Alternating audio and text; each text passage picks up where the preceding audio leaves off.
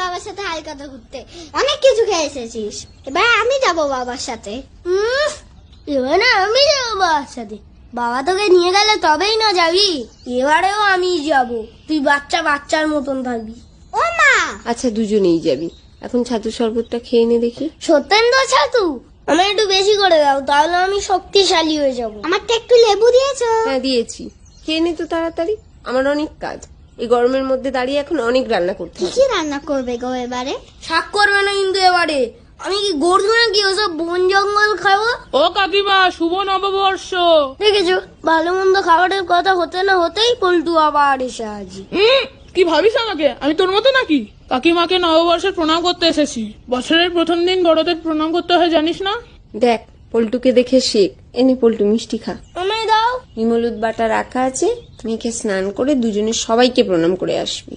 কিন্তু সন্ধ্যাবেলা আমি যাবো হালকাতায়। তোরা গোষ্ঠ মেলা যাবি না? গোষ্ঠ মেলা কি গো পল্টু দাদা? রাধা কৃষ্ণের মেলা, যাবি তোরা? হ্যাঁ আমি যাব। আমিও যাব। গিয়ে বায়না করবি না তো কিছু? সত্যি বলছি, একটু